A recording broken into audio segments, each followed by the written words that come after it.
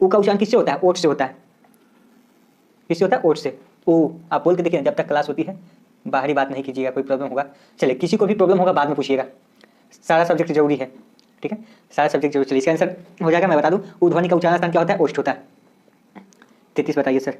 चलिए 33 बताते हैं, कुछ लोग का प्रॉब्लम है उसको सॉल्व कर लेते हैं फास्ट में। देखिए विस्मित का उपयुक्त शब्द अर्थ क्या होता है? इसका अर्थ क्या होता है? अब इसका अर्थ बताना है, अर्थ तो आपको याद होगा तभी तो बताइएगा, इसमें मैं क्या कर सकता हूँ? हैरान होगा। चलिए इसका अर्थ क्या हो जाएगा? हैरान होना होगा। विस्मित का इसका तो अर्थ आपको पता होना चाहिए। अब क्या है? कृपण का विलोम शब्द क्या है? ठीक है, कृपण का विलोम शब्द क्या है? अब आपको इसमें से इसका विलोम शब्द खोजना है, तो विलोम इसका खोजिए ना, दानी होता है। कृपण का क्या हो जाएगा? दानी हो जाएगा। सबका टेस्ट लेंगे, आपके कहने से नहीं, मैं सबका टेस्ट लेंगे, और सबकी टेस्ट होती है, एक दिन में सारी टेस्ट थोड़ी ले सकते हैं आपका। चलिए आप एक दिन से टेस्ट दे रहे हैं, टेस्ट पिछले 2 महीने से चल रही है, डेली चलती है। चलिए इसमें क्या है? त्रिलोचन किस प्रकार का शब्द है? त्रिलोचन या योगरूध है। मुझे नहीं लगता कि हिंदी में किसी को प्रॉब्लम होगी इसमें। टाइम अपना वेस्ट करते हैं आप लोग, रीजनिंग के क्वेश्चन करते हैं। रीजनिंग में आपकी प्रॉब्लम हो सकती है, ठीक है, रीजनिंग में आपकी प्रॉब्लम जो है हो सकती है।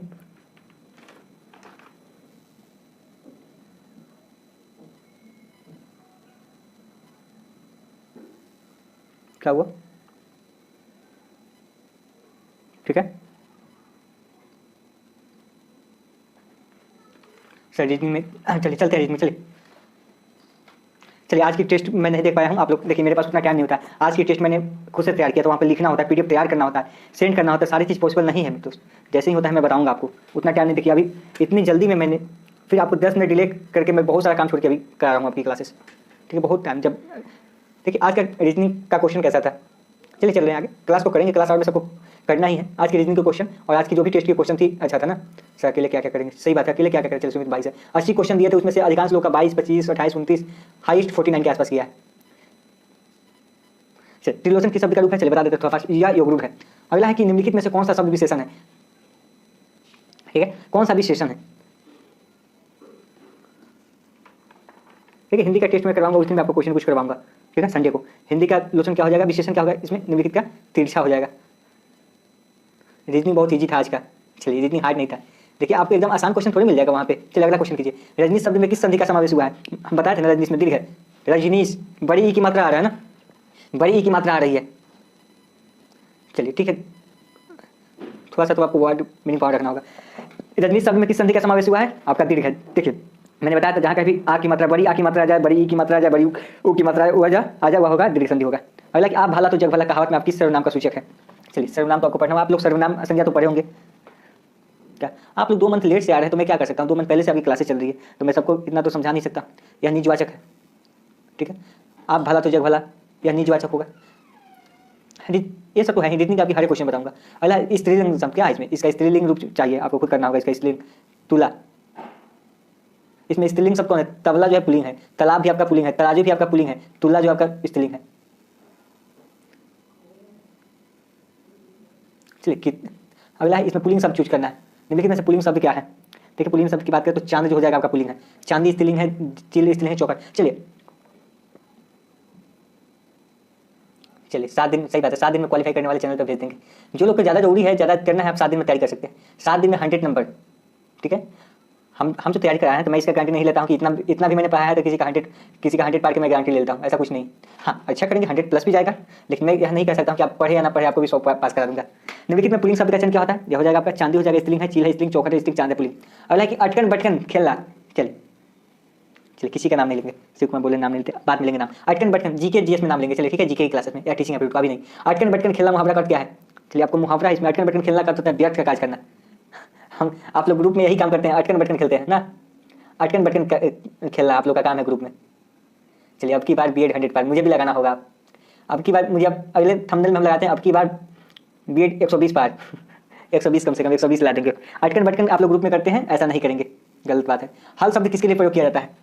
ठीक है, कुछ शब्द है जो मैं कोशिश करूंगा नेक्स्ट क्लास से आपकी सबका मीनिंग बताते चलो, ठीक है। नेक्स्ट क्लास से जिसका मीनिंग आपको नहीं पता हो, कोशिश करूंगा मैं सबका बताते चलूँ, थोड़ा सा चलते हैं, ठीक है।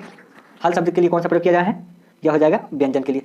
आप समझ सकते हैं, थोड़ी सी परेशानी होती है, मुझे अकेला सारे पीडीएफ तैयार करना होता है, सब कुछ करना होता है, टेस्ट में तो बहुत समय लग जाता है, सबसे ज़्यादा टेस्ट में लगता है। व्यंजनों में बताइए कौन सा वर्ण महाप्राण है? ठीक है। आप लोग को अगर टाइम मिले कुछ, आप लोग को थोड़ा सा कुछ टाइम मिले तो आप उस बीच में देखिएगा, बीच में कहीं देखिएगा, स्वर व्यंजन ये सब पढ़ लीजिएगा, हिंदी में कुछ कोशिश कीजिएगा पढ़ने का। देखिए आपके पास टाइम तो है नहीं तो मैं कितना पढ़ा पाऊंगा। थोड़ा सा आपको बाहरी किताबें भी देख लीजिएगा, कोई अगर हिंदी ग्रामर की बुक होगी तो थोड़ा सा संज्ञा सर्वनाम पढ़ लीजिए आप लोग, विशेषण ये सब तो पढ़ सकते हैं ना आप लोग, पढ़ लीजिए, कोशिश कीजिएगा, जो आप समझ सकते हैं। इतने आप ग्रेजुएट हैं, थोड़ा बहुत माइंड लगाएंगे तो समझ सकते हैं। ठीक है, चलिए इसका आंसर क्या हो जाएगा, इसका हो जाएगा ऑप्शन बी हो जाएगा, ख हो जाएगा महाप्राण प्राण है। कोशिश कीजिए आप लोग उसकी बुक लेके पढ़ने की। अगला कि अनल का उपयुक्त अर्थ क्या होता है, इसका अर्थ आपको पता होना चाहिए। ठीक है, अर्थ क्या होता है, अग्नि, अग्नि को अनल भी कहते हैं। ठीक है, अनल भी कहते हैं अग्नि को। चलिए जो भी प्रॉब्लम होनी चाहिए आपको रीजनिंग में अधिकांश होना चाहिए। द्रव का उपयुक्त अर्थ क्या होता है, ये भी आपका अर्थ दिया हुआ है, कुछ ऐसा वर्ड है जिसका अर्थ, चलिए नेक्स्ट से मैं कोशिश करूँगा बताने का। अर्थ का क्या होता है, धन हो जाएगा।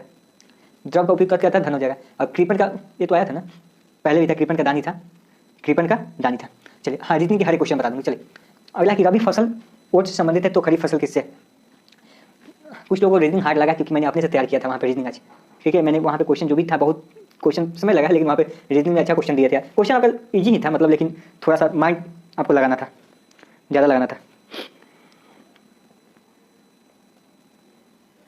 देखिए इसमें ओट क्या है, ओट जो है रबी फसल है, रबी की फसल है, इसकी बुआई का होता है अक्टूबर नवंबर में होती है। उसी प्रकार खरीफ फसल कौन है, धान जो है खरीफ फसल है। रबी फसल आपकी ओट है, ओट क्या है, रबी फसल है। तो उसी तरह से आपको करना है, खरीफ फसल क्या है, धान है। तो चलिए माइंड एक्सरसाइज तो करना ही था। आप एक बात बताइए मुझे, अगर थोड़ा सा आपका अगर लेवल नहीं बढ़ाएंगे, आपका एग्जाम में हार्ड क्वेश्चन आएगा तो क्या कीजिएगा आप, वहाँ पे क्या कीजिएगा, तो लेवल तो बढ़ाना होगा। अब जो भी जितना दिन क्वेश्चन देंगे लेवल तो बढ़ाएंगे धीरे धीरे। रबी फसल जो है, ओट जो है रबी फसल है, तो खरीफ फसल क्या है, धान हो गया। अगला क्वेश्चन देखिए, यहाँ पे देखिए सी और एम है दिया हुआ है। ओके, देखिए पहले दूसरे को ऐड कीजिए। सी कितने पे होता है, 3 पे होता है। एम कितने पे होता है, 13 पे होता है। और 13 को 3 को ऐड कर कीजिए तो 16 होता है। 16 पे क्या दिया हुआ है, पी, यानी पहले दूसरे को जोड़ दिया। तो आप अगला में यही कीजिए ना, यहाँ पे पी 16 पे होता है, एम 13 पे होता है।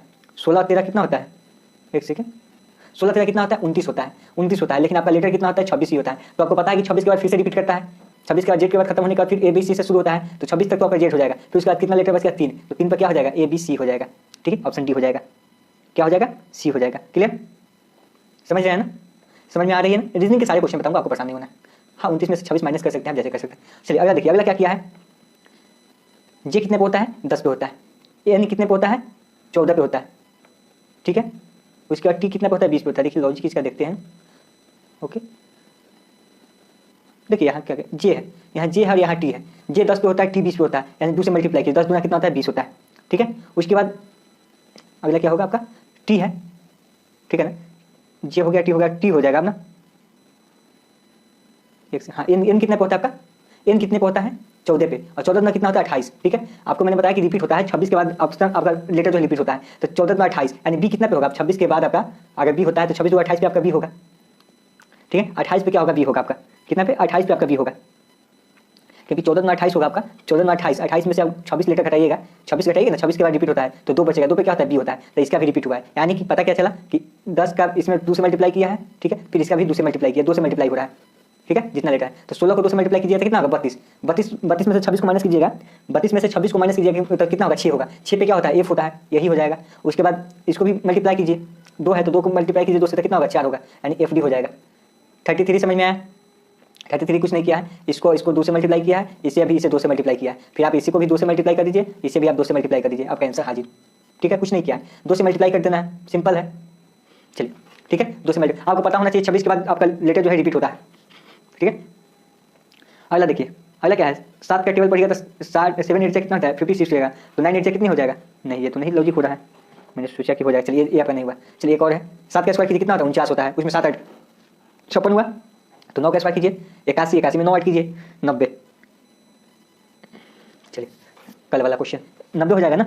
ठीक है, तो 9 का स्क्वायर कीजिए, उसमें 9 ऐड कर दीजिए। ऐसा ही क्वेश्चन मैंने रीजनिंग में भी आपको दिया था, ऐसा क्वेश्चन मैंने आपको रीजनिंग में दिया था। पता है कौन सा क्वेश्चन दिया था, जैसे 8 का स्क्वायर था प्लस 3 था 61 था, 10 का स्क्वायर प्लस 7 93 था, 12 का स्क्वायर प्लस 12 क्या था आपको बताना था। तो पहले में जो था 8 का स्क्वायर था 64 होता है, उसमें से 3 माइनस किया था 61 था। फिर 10 के स्क्वायर में 100 होता है, उसमें से 7 माइनस करने पर 93 था। तो 12 का स्क्वायर 12 करके उसमें से 12 माइनस कीजिए, हो जाता है 144 में से 12 132 था। ऐसा ही क्वेश्चन था आपका। चलिए अगला क्वेश्चन कीजिए। अगला है कि आपको विषम को चूज करना है, इसमें से कौन सा जो अलग है, 3 जो है अलग होगा। देखिए बरगद है, चीर है, सजान है, देवदार है। इसकी नॉलेज होनी चाहिए, बिना नॉलेज के आप नहीं कर सकते हैं। थोड़ी सी वर्ड पावर आपके पास होनी चाहिए, क्योंकि आप उसको अलग छाटेंगे, अलग हटाएंगे तो आपको उसके बारे में कुछ जानकारी होनी चाहिए तब ना। क्या बिना जानकारी के तो आप कर नहीं सकते ना। देखिए बरगद है, चीर है, सजान है, देवदार है। देखिए बरगद तो आप नॉर्मल जानते हैं, चीर जो है, सजान जो है, देवदार है, ये सब क्या है, पर्वतीय क्षेत्र के पेड़ है।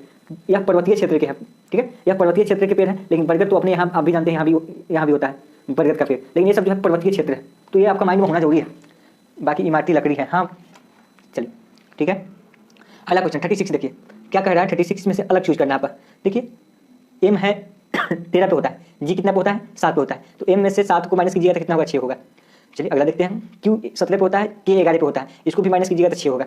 यू 21 पे होता है, ओ 15 पे होता है, इसको भी माइनस कीजिएगा तो 6 होगा, यानी सभी का अंतर 6 होता है। इसका देखते हैं। ये 22 पे होता है और 14 पे होता है एन, 14 में से 14 माइनस कीजिए तो ए 8 होता है, यही आपका अलग है। वी एन जो है अलग है, यह सबसे अलग है। बाकी सभी को घटाने पर 6 आ रहा है, बाकी सभी को घटाने पर कितना आ रहा है, उसके बीच अंतर जो है 6 आ रहा है, इसमें 6 नहीं आ रहा है। क्लियर है। चलिए इस क्वेश्चन का आंसर आप करेंगे। चलिए इसका लॉजिक भी इसको आपको बताना है, इसका क्या लॉजिक होगा। बहुत ही सिंपल प्रश्न आपका 37 आंसर आप लोग बताएं, इसका लॉजिक भी बताएं कि कैसे होगा। बहुत ही सिंपल क्वेश्चन है।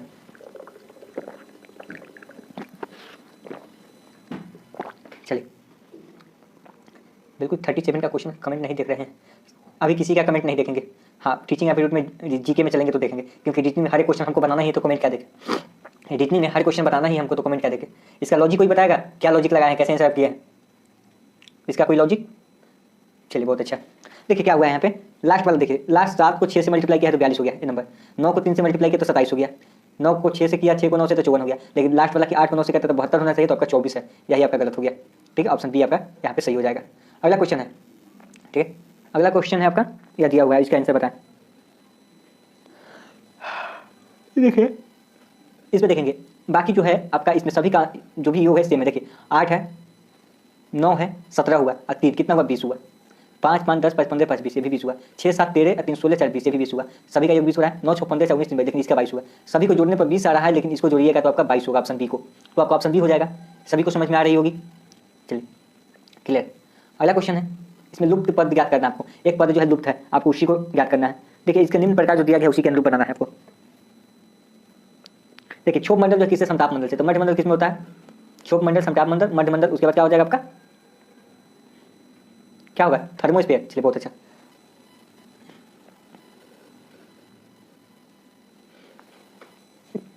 कौन से क्वेश्चन को रिपीट अगेन कर रहे हैं आप, क्वेश्चन हम बोलेंगे। चलिए ठीक है, क्षोभ मंडल, सप्ताप मंडल, तो मध्य मंडल क्या हो जाएगा, उसके बाद आपका थर्मोस्फीयर हो जाएगा, मध्य मंडल थर्मोस्फीयर। चलिए इस सब में तो कुछ है नहीं। अगला देखिए इसको क्या किया, ए है जेड है, ए कितने पे होता है 1 पे होता है, जेड कितने पे होता है 26 पे होता है, तो 1 को 26 को जोड़िएगा तो कितना हो जाएगा 27 हो जाता है। 27 जो होता है आपका विपरीत होता है, इसका अपोजिट होता है। ए बी 2 पे होता है, 25 पे वाई होता है, दोनों को जोड़िएगा तो 27 होता है। सी 3 पे होता है, x 24 पे होता है, इसको भी जोड़िएगा तो 27, यानी पता चल गया सभी का योग 27 होना चाहिए, हो रहा है। तो आप ऑप्शन में देखिए किसका योग 27 हो रहा है। W 23 पे होता है, D 4 पे होता है, W X Y Z 23 पे 4 पे तो 27 तो हो गया, W D हो गया, क्या गया नहीं W D नहीं, सॉरी एक सेकेंड, नहीं सी के बाद क्या होगा आपका, ऑप्शन क्या है देखिए आपका लॉजिक होगा, ए के बाद बी हुआ, बी के बाद सी हुआ, सी के बाद डी हुआ, तो डी 4 पे और 23 पे W 27 हो जाएगा, ऑप्शन बी होगा। ठीक है, सीरियल भी देखना आपको, यहाँ पे डी होगा।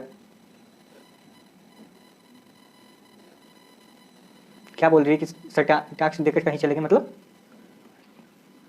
अपोजिट है। मैं आपको डेली ऐसा क्वेश्चन बता रहा हूँ, और जो जिन लोगों को ऐसा आता भी नहीं था, आप शायद सबको आ गया होगा ऐसा क्वेश्चन करने।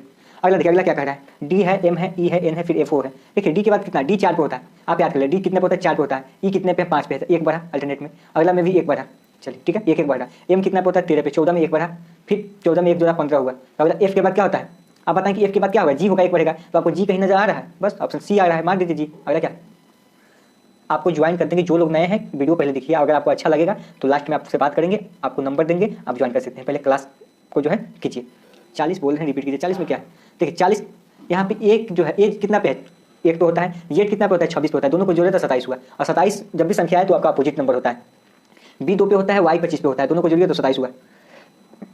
सी होता है आपका 3 पे 24 पे x होता है, दोनों को जोड़िए तो 27 हुआ। ठीक है, तो सी के बाद देखिए ए आया, बी आया, सी आया, तो अगले में क्या आएगा, डी आएगा, और डी आने के बाद आपका 27 भी होना चाहिए, तो डी तो 4 आ गया, 4 में क्या जुड़ेगा 27 हो गया, तो डब्ल्यू, तो डी डब्ल्यू हो गया आपका। चलिए अगला हो गया या तो देख लिए, देखिए डी है तो ई है, एफ है, तो अगला क्या होगा, जी होगा, जी में एक ऑप्शन है, सी नंबर हो गया आपका, सी नंबर, डी में एक ही ऑप्शन है, सी नंबर हो गया। अगला देखिए 79 है, 79 में जोड़िएगा 159 कितना आएगा, 80 जोड़िएगा तो आएगा ना, 79 में कितना जोड़िएगा तो 80 जोड़िएगा तो 159 आएगा, फिर इसमें 40 जोड़िएगा तो 199 आएगा, फिर 199 में अगर 20 जोड़िएगा तो 229 आएगा। यानी पता क्या चल रहा है आपका,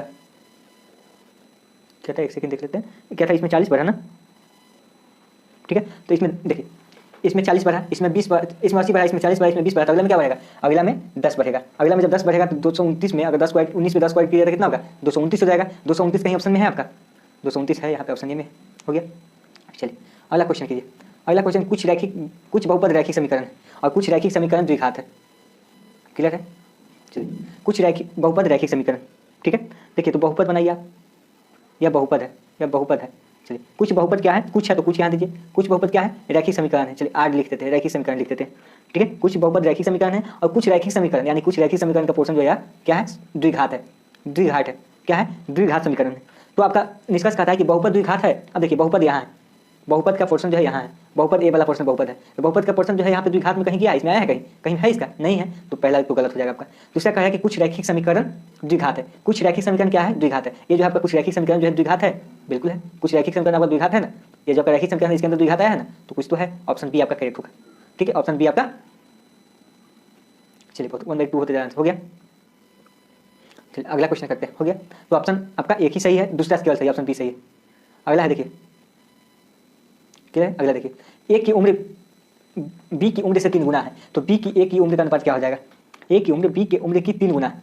देखिए आपका ए की उम्र जो है बी की उम्र का 3 गुना है, ठीक है, 3 गुना है। तो ए और बी का अनुपात क्या हो जाता है? जब भी इस तरह में हो तो आपका रेशियो जो है पलट जाता है, ठीक है। आप डायरेक्ट पलट कर सकते हैं, ठीक है। इसको आप रेशियो को बदल दीजिए, सीधे आपका 1:3 हो जाएगा, आपका 1:3 हो जाएगा, ठीक है। ये आप ऐसे कर सकते हैं, जैसे ए और बी है 1:3 है, ठीक है। तो आप इसका करेंगे स्पीड अगर पढ़े होंगे तो उसमें आप निकालने के बाद आपका जो है इसका रेशियो तो 1 हो जाएगा, इसका स्पीड 1 हो जाएगा, इसका 3 हो जाएगा। इस हिसाब से उम्र में हो जाएगा 1:3 का हो जाएगा आपका। बस इसी सिंपल से 1:3 का हो जाएगा, कुछ नहीं है इसमें। इतना इजी क्वेश्चन दे कैसे देता है। चलिए निम्नलिखित शब्दकोश में आने वाले क्रम के अनुसार सजाना है आपको, क्लियर है। तो चलिए पहले इसमें देखते हैं कि आपका इसमें है क्या। ए डबल टी है, ए डबल टी है, मिल रहा है ए डबल टी है। चलिए सब में ए डबल टी मिल रहा है, ए डबल टी को काट दीजिए, इसको भी काट दीजिए, इसको भी हटा दीजिए, इसे भी हटा दीजिए। बच क्या गया? इसमें आर बचा, ठीक है, इसमें ई बचा, इसमें ए बचा, इसमें ई बचा। अब पहले आप बताएं कि मुझे इतना है लेटर, आर बचा, ई बचा, ए बचा, ई बचा, तो आएगा पहले कौन?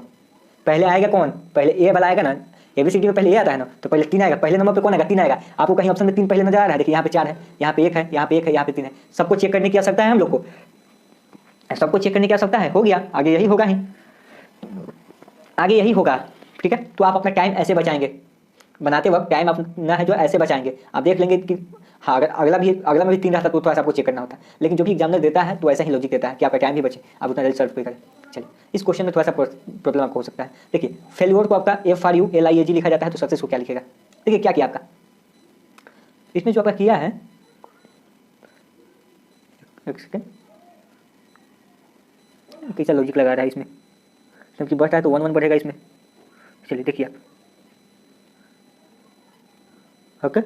चलिए ई है यहाँ पे, देखिए यहाँ पे कैसे किया, यहाँ ई है, यहाँ पे ई है और यहाँ पे क्या है आपका एफ है। ई है, एफ है, कितना बढ़ा? 1 बढ़ा, ई से एफ 1 बढ़ा। उसके बाद आपका यहाँ भी आर है, यहाँ भी आर है, इसमें आपका कुछ भी नहीं बढ़ा।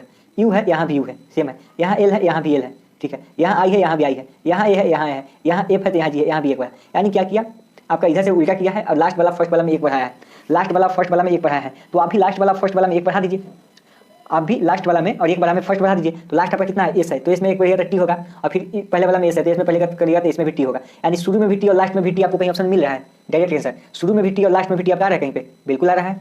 यहाँ भी ऑप्शन ए देखिए, शुरू में भी टी है, लास्ट में भी टी है, बीच में तो आपको जो है सेम वही हो जाएगा, आपका यू हो जाएगा, सी सी ई एस हो जाएगा, यही हो जाएगा। तो आपका शुरू में भी टी और लास्ट में भी टी आपका ऑप्शन ए में आ रहा है, हो गया। चलिए ऐसे टाइम बचाना है, ऐसे करके आप अपना टाइम बचा सकते हैं, नहीं तो सबका निकालिए। चलिए 47 क्या है? नीलू कुमारी का ऑप्शन। चलिए नीलू का भी आया था कल, टेस्ट भी नहीं आप लोग दे रहे हैं। चलिए कुछ शिवानी चौधरी भी डायगोनल क्या था, कुछ लोग टेस्ट नहीं दे रहे हैं, नहीं समझे सर, फिर से क्या है। आज बॉयज ग्रुप में से बहुत लोग ग्रुप से बाहर भी गए हैं। देखिए गलतियाँ कीजिएगा तभी है, मुझे ऐसा इतना नहीं प्रॉब्लम है कि मैं आपको वहाँ पे निकालूँ ग्रुप से। देखिए 47 क्या कहता है, आप देखिए लास्ट वाला है ई है, ठीक है। ई से आपका यहाँ पे क्या हो रहा है? 1 बढ़ रहा है, एफ ई से ई 5 पे होता है, एफ 6 पे होता है, 1 बढ़ा। उसके बाद क्या है? आर है तो यहाँ भी आर है, सेम है। यू है, यू है, एल है, एल है, आई है, आई है, ए है, सेम है। फिर लास्ट में एफ है तो एक जी है, एफ के बाद जी होता है 1 बढ़ा। यानी कि शुरू लास्ट वाला में आपका 1 बढ़ा, फिर शुरू वाला में 1 बढ़ा, ठीक है। तो आप इसमें भी लास्ट वाला में 1 बढ़ाइए, तो एस में 1 जोड़िएगा तो कितना होता है? टी होगा। इसमें 1 जोड़िएगा तो टी होगा, फिर इसमें भी एस में जोड़िएगा तो क्या होगा? टी हो जाएगा, ठीक है। तो आप पहले और लास्ट में देखिए ना टी कहाँ पे है, ठीक है। पहले और दूसरे में पहला भी लेटर और लास्ट भी लेटर टी कहीं है, इसमें भी टी है, देखिए यहाँ भी टी है, हो गया आपका। बीच में आपका जो है सेम वही वर्ड आ जाएगा। चलिए अगला क्वेश्चन कीजिए, इस क्वेश्चन का आंसर आप दीजिए, तब तक मैं देख रहा हूँ, थोड़ा सा आप लोग का आंसर देख लो।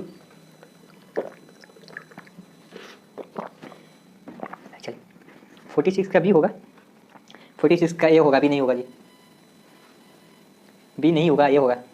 चलिए देखिए इसमें क्या किया है, इसमें किया है 161 है। तो आखिर देखिए यहाँ 5 दिया है, यहाँ 6 दिया है, तो आप अपना माइंड लगाएंगे ना कि आखिर 5 और 6 को मल्टीप्लाई भी करेंगे तो 161 कहीं पूछने वाला है, तो देखते हैं स्क्वायर और क्यू करके, ठीक है। चलिए तो यहाँ इसको देखिए 5 का क्यू किया कितना होता है, 5 का क्यू आपको पता है 125 होता है, ठीक है। 6 का स्क्वायर कितना होता है 36 होता है, यानी कि पहला का क्यू किया दूसरे का स्क्वायर किया और दोनों को जोड़ दिया तो 161 आ गया, ठीक है। इसमें भी क्या किया, लास्ट वाला का क्यू किया इसका स्क्वायर किया तो 4 का क्यू कितना होता है 64 होता है और 7 का स्क्वायर कितना होता है 49 होता है, दोनों को ऐड कीजिए तो 113 होता है। तो आप भी कीजिए, इसका क्यू कितना होता है 3 का क्यू 27 होता है और 2 का स्क्वायर कितना होता है 4 होता है, 27 को 4 को ऐड कीजिए तो कितना होता है 31 होगा ना, 31 ऑप्शन ए में है, 31 होगा ना, दोनों को ऐड कीजिए तो 31 ही होगा ना, ऑप्शन तो आपका ए ही हो रहा है। क्लियर है। चलिए 47 समझे कि नहीं समझे, आ गया। चलिए रीजनिंग में आपके हर एक क्वेश्चन बताएंगे क्योंकि मुझे पता है कि आपको रीजनिंग में ही प्रॉब्लम हो सकती है। हाँ सर अब क्लियर हुआ। चलिए भरत कुमार बोल रहे हैं, आपका कमेंट मेरा नहीं पढ़ते। चलिए आपका नाम चलिए अभी मैं इसके बाद टीचिंग एप्टीट्यूड के क्वेश्चन कराऊंगा, जीके की कराऊंगा। जिनको लगता है कि मेरा नाम नहीं पढ़ते, अगर वो नाम से ही खुश है तो मैं 2 मिनट का टाइम लेके आप वहाँ पे कमेंट करेंगे, मैं सबका नाम पढ़ लूँगा। जिनको लगता है कि उनका नाम लेना जरूरी है मैं ले लूँगा। क्लियर। चलिए अगला क्वेश्चन आपका देखिए, यह क्वेश्चन तो आपको सॉल्व करना, यदि एक अर्थ जोड़ है बहुत ही सिंपल होता है, जहाँ पे ए है वहाँ पे जोड़ दीजिए ना, ए है तो यहाँ पे प्लस का चिन्ह दीजिए। कह रहा है बी का अर्थ क्या है भाग है, तो बी की जगह पर भाग दीजिए, ठीक है। सी का अर्थ क्या है गुना है, गुना दीजिए। डी का अर्थ क्या है घटाना है। चलिए पहले आप जानते हैं बुडमास के तहत आपका 20 ब्रैकेट होता है, ऑफ होता है, डिवीजन होता है, मल्टीप्लाई होता है, ठीक है, एडिशन होता है, फिर सब्ट्रैक्शन होता है। तो पहले आप इसको डिवाइड कीजिए, डिवाइड है तो पहले डिवाइड है इसमें, तो इसको कीजिएगा तो कितना हो जाएगा 14 बार में कटेगा, 14 बार में डिवाइड कीजिएगा। फिर उसके बाद क्या है गुना है, गुना में कितना है 6 है, ठीक है। उसके बाद क्या आ जाएगा प्लस, प्लस में कितना है 6 है, फिर माइनस 27 सॉल्व कीजिए। चलिए 27, 14 को 6 से मल्टीप्लाई कीजिएगा तो कितना होगा 84 होगा, 84 को में 6 ऐड कीजिएगा तो कितना होगा 90 होगा, 90 में से 27 को माइनस कीजिएगा तो कितना होगा 63 होगा, 63 होगा। बहुत ही सिंपल है। चलिए जिनको लगता है कि उनका नाम लेना जरूरी है उनकी बात करना। चलिए आगे आपका पसंदीदा क्वेश्चन आ गया, जिसमें आपको थोड़ी सी परेशानी होती है, आपकी पसंदीदा क्वेश्चन आ गया। देखिए क्या करना है, आज परेशानी नहीं होगी, आपको समझ में आएगी, आप सभी को टेंशन मत लेना। एस है, आर है, टी है, एस है, आर है, सभी आप बोलिएगा, जब तक कि समझ में आएगा तभी आगे बढ़ेंगे। अब देखिए यहाँ पे लेटर कितना है 1 2 3 4 5 6 7 8 9, 9 है तो 9 को 3 3 के पेयर में कर सकते हैं, 3 3 9 9 होता है। चलिए कर ली। अब देखिए आप ऑप्शन में देखेंगे, देखिए टी है, आर टी एस, यानी 3 लेटर आया है, एक आर आया है, एक टी आया है, एक एस आया है। ध्यान देंगे, एक आर आया है, टी आया है, एस आया, 3 ही लेटर आया ना ऑप्शन में, आंसर में। देखिए पहला में क्या आ गया एस आ गया, आर आ गया, ठीक है, एस आ गया, आर आ गया, तो एक कौन सा लेटर आपका बाकी रह गया, 3 आना है आपका, आर आना है, एस आना है, टी आ रहा है, तो आर भी आ गया, एस भी आ गया, एक टी आ जाएगा यहाँ, ठीक है, टी आ जाएगा ना। चलिए यहाँ पे देखिए लास्ट में एस आ गया, आर आ गया, क्या आ जाएगा टी आ जाएगा ना आपका, ठीक है। तो पहला कॉम्बिनेशन देखिए एस टी आर, लास्ट में भी एस टी आर हो गया। अब देखिए इसमें कौन सा लेटर बच गया आपका, अब इसमें कौन सा लेटर बच गया, फिर इसमें आपका एक आर आएगा ना, एक आर आएगा, फिर टी आएगा, फिर एस आएगा, आर आएगा, टी आएगा, एस आएगा, यही ना आएगा, आर आएगा, टी आएगा, एस आएगा, इसी लेटर से आएगा ना। तो आपका क्या आ जाएगा T R S T, T R S T. अगर आप डायरेक्ट आंसर चाहते हैं तो देखिए पहला में तो आप टी भरती है और लास्ट में भी टी भरती है, तो आप पहला में भी टी भरे, लास्ट में भी टी भरे, यानी शुरू में भी टी, लास्ट में भी टी। आप ऑप्शन में देखिए ना, शुरू में टी कहीं है, इसमें भी है, और लास्ट में भी टी है, आपका ऑप्शन सी हो गया। चलिए आज समझ में आई आप लोग को। चलिए अभी समझ में आई या नहीं आई, किसी को ऐसा है कि जिन्हें समझ में नहीं आई, देखिए एक बार और आप क्या समझाना चाहिए।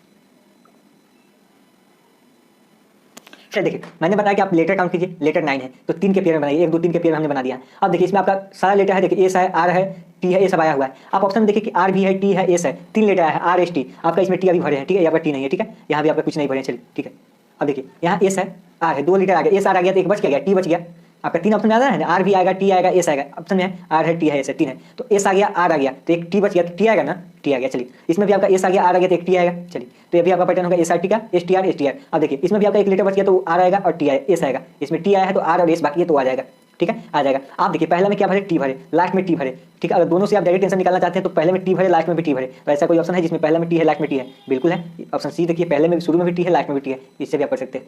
चलिए आगे चलते हैं। कह रहा है कि एक कंपास में पश्चिम दिशा दक्षिण के रूप में दिखा रहा है, एक व्यक्ति पूर्व दिशा की ओर जाना चाहता है तो कंपास के अनुसार उसे किस दिशा में जाना चाहिए, ठीक है। एक कंपास है, उसमें जो आपका समान जो दिशा होता है उससे आपका कह रहा है कि पश्चिम दिशा जो है दक्षिण की ओर दिखा रहा है। समान दिशा आप समझते हैं ना, समान दिशा, चलिए समान दिशा तो समझते हैं आपका उत्तर दक्षिण पूरब पश्चिम होता है ना, समान दिशा होता है। अब देखिए अगला क्या कहता है आपका, उसके बाद कह रहा है कि पश्चिम दिशा दक्षिण के रूप में है। पश्चिम कहाँ है, पश्चिम आपका क्या था, एक कंपास में पश्चिम दिशा दक्षिण के रूप में दिखा रहा है, तो दक्षिण आपका नीचे की ओर होता है, तो पश्चिम जो आप कहाँ दिखा रहा है, दक्षिण में दिखा रहा है।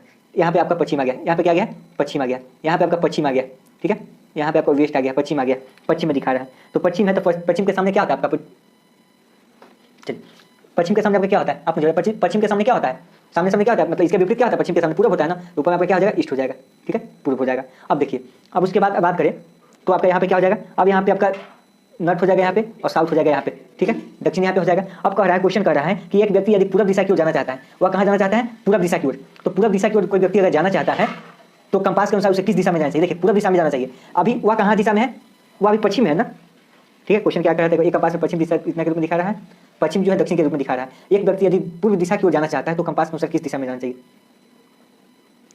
एक बात मुझे बताएंगे। चलिए ऑप्शन नहीं, एक बात मुझे इसका बताएंगे। आखिर देखिए, एक कंपास में पश्चिम दिशा दक्षिण के रूप में दिखा रहा है, ठीक है, दिखा रहा है, कोई बात नहीं। एक व्यक्ति यदि पूर्व दिशा की ओर जाना चाहता है, चलिए तो पूर्व किधर पड़ेगा आपका, पूर्व दिशा। देखिए अब यहाँ से पूर्व आपका किधर पड़ेगा, पूर्व आपका यहाँ पड़ेगा ना, पूर्व आपका कहाँ पड़ेगा, देखिए पूर्व आपका, अब यहाँ पे तो आपका पश्चिम हो गया, तो पूर्व आपका यहाँ पे आना है, उसको आना है तो किधर से आएगा, या तो आपका आ सकता है यहाँ से भी आ सकता है, वह इस साइड से भी आ सकता है और इस साइड से भी तो आ सकता है ना, दोनों साइड से भी आ सकता है। लेकिन ये तो नहीं कह रहा है कि किस साइड से जाना है, दोनों साइड से भी जा सकता है ना। तो आपका इसके अकॉर्डिंग आपको उत्तर दे दिया है, यहाँ पे तो आपका उत्तर में था ना, ये नॉर्थ था तो उत्तर दे दिया है आंसर। साउथ भी तो हो सकता है ना, ये तो नहीं कहा है ना। यहाँ से हाँ लाइव है, अभी लाइव क्लासेस हो रही है आपकी। देखिए आपका एक जो कह रहा है तो आपका इसमें भी जा सकता है, पूरब की बात कर रहा है तो पूरब जाने की बात करें तो आपका यहाँ से भी जा सकता है, यहाँ पे पश्चिम में है तो, और यहाँ से भी तो जा सकता है। आपका इसके अकॉर्डिंग उत्तर दिया हुआ है लेकिन क्लियर क्वेश्चन किया हुआ नहीं है, ठीक है। चलिए ऐसा क्वेश्चन समझ में नहीं आता है तो आप मेरी डायरेक्शन की वीडियो अपलोड है, जाके उसको देख लीजिए, प्लेलिस्ट में है, समझ में आएगी, क्लियर है। चलिए अगला क्वेश्चन कीजिए, विद्युत जो है प्रवाह है एम्पियर से संबंधित है, तो अगला क्या होगा। देखिए जिस प्रकार से विद्युत धारा का ऐसे मतलब क्या होता है, एम्पियर होता है। विद्युत धारा का ऐसे मतलब क्या होता है, एम्पियर होता है। उसी प्रकार से क्या होगा इसमें आपको बताना है।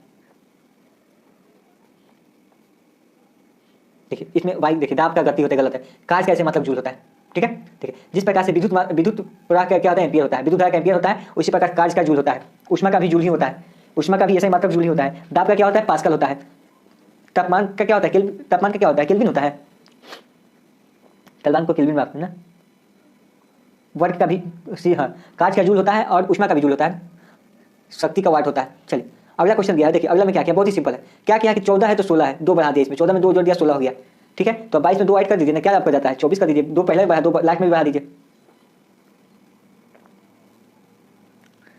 ठीक है। 22 में 2 ऐड किया था कितना होगा, 24 हो जाएगा। 14 में 2 ऐड किया तो 16 हुआ, 22 में 2 ऐड कीजिए अभी 24 हो जाएगा ना। कहीं कोई दिक्कत है इसमें, नहीं, बहुत भूखना पड़ता है, आप लोग सीरियसली नहीं लेते हैं।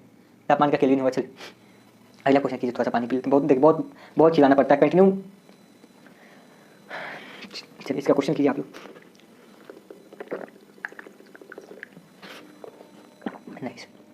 चलिए देखिए जो लोग पढ़े हैं उन लोगों को पता है, जो लोग नए आ रहे हैं थोड़ी सी उनको तो परेशानी होगी। चलिए ये पुरानी वीडियो देख लेंगे तो परेशानी नहीं होगी। देखिए इसमें क्या किया है, इसमें क्या किया है, देखिए ए है, बी है 1 बटा, आर है, एस है 1 बटा, टी है, यू है 1 बटा, आपको याद होना चाहिए। आप अगले में कीजिए 1 बटा। देखिए ए में 1 ऐड कीजिएगा तो कितना होगा, एन होगा। आर में 1 ऐड कीजिएगा तो कितना होगा, एस होगा। फी में 1 ऐड कीजिएगा तो कितना होगा, डब्ल्यू होगा। एन एस डब्ल्यू है कहीं पे ऑप्शन बी में। आज एक मोटिवेशनल नहीं होगा सर, आज एक मोटिवेशनल नहीं होगा, अभी आगे की क्लासेस में चलते हैं ना, रीजनिंग को खत्म कर लेते हैं, उसके बाद आगे होगी मोटिवेशनल, तो होगी। मोटिवेशनल बंद थोड़ी होने वाली है किसी भी परिस्थिति में। चलिए ठीक है, थोड़ा सा रीजनिंग की क्लासेस कर रहे हैं तो सीरियस से कर लेते हैं, क्लियर है। चलिए अगला क्वेश्चन है आपका, इसमें से अलग को चूज करना आपका। नहीं सर रेस्ट ले लीजिए। देखिए जब रेस्ट लेंगे तो आपके एग्जाम में टाइम आपको सेट कवर करना है, 20 सेट जो है हर हाल में कवर करना है, तो रेस्ट लेने का समय कहाँ है आपका। देखिए आप खुद सोचेंगे, देखिए मेरे पास टाइम कितना, रात को क्लासेस आपकी 12 बजे तक चलती है, 11:30 बज जाती है, 12:30 हो जाती है। सुबह में उठते हैं, थोड़ा सा कुछ काम रहता है, उसके बाद पीडीएफ वगैरह तैयार करना होता है, फिर 3 बजे से क्लासेस होती है, तो आधे घंटे पहले से तैयारी करनी होती है वहाँ पर, उसकी पीडीएफ पहले से तैयार करनी होती है। फिर उसके बाद शाम की भी होती है, टेस्ट होती है, तो उसका जैसे ही आपकी क्लास खत्म करते हैं 4:30 में, हम 4:30 में क्लास खत्म होती है, बंद करते समय 5 बज जाती है। 5 बजे के बाद से 6 साढ़े 6 में आपका, उस समय भी आपका क्वेश्चन भी सेट करना होता है, टेस्ट के लिए बनाना होता है, आंसर लिखना होता है सबका, फिर सेंड करना होता है, फिर टेस्ट आवर में भी होता है। उसके बाद जो टाइम होता है आपका फिर यहाँ पे हो जाता है क्लास का। चलिए निम्नलिखित में से दिए गए विकल्प में विषम कौन सा है, अलग कौन सा है। देखिए कार है, साइकिल है, ट्रक है। कार है, साइकिल है, ट्रक है, टायर है। कुछ आपको तो नजर आ रहा होगा इतना देखने के बाद, क्या कुछ तो आ रहा होगा ना। देखिए कार क्या है, साइकिल क्या है, ट्रक क्या है, यह परिवहन है, गाड़ी का नाम है, ठीक है, गाड़ी है जिसको परिवहन बोलते हैं, लेकिन टायर उसका पार्ट का सामान है उसका अंदर का ना, ये आपका अलग होगा ना। यह जो है परिवहन है, जो गाड़ी है आपका, कार हो गया, साइकिल हो गया, सब परिवहन है, परिवहन के अंतर्गत आता है। लेकिन ये आपका टायर जो है आप समझते ही हैं। चलिए अगला क्वेश्चन आपका, यह पेपर कटिंग का है। देखिए इसको करने का एक तरीका यही है आपका कि जिसको कर सकते हैं आप, अगर सर चाहे तो आप एक पेपर कटिंग करके देख लेंगे तो आपको समझ में आ जाएगी।